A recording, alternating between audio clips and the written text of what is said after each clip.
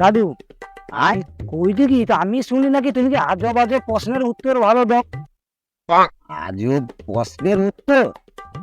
হ্যাঁ হ্যাঁ, কিছু মনে আছে, কিছু কিছু বলতে পারি। তা তুই কি প্রশ্নের উত্তর করবো আমাকে?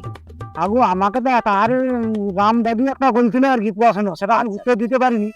আমি অনেক লোকে জিজ্ঞাসা করি, খোঁজ করে তুমি যা তার কাছে, তার এসে দুঃখা দাদির কাছে যা, আর শুয়ে গেলে ভালো প্রশ্ন করে দিয়ে আজব আজব প্রশ্ন। ওতে হারকিন বানানটা কি হবে আমাকে জিজ্ঞাসা করছে আর কি। আচ্ছা, যে হারকিন বানানটা কি হবে বলতো? ও আচ্ছা, তুই ওর উত্তরটা দিতে পারছিস না গো, তোর মাথায় বুদ্ধি নেই তাহলে? তুই আমার কাছে মাথায় বুদ্ধি আনতে আসছু তো? হ্যাঁ বাধ্য হয়ে আসছি আর কি। তাহলে সঠিক হয়ে দিয়ে দিছু। আরে কিনবা না? আরে ওই জায়গার কির মাঝে একটু বলতে খুঁজছে মধ্যাহ্ন। আরে কিন কি বলে আস্তে আস্তে কো, আমি বুঝবো কি করে? ও, তুই এখনো বুঝতে পারো না? না আস্তে আস্তে কো, তাহলে আমার মাথায় বুদ্ধি নিয়ে আসছিস, আমি এবার করে দিলাম।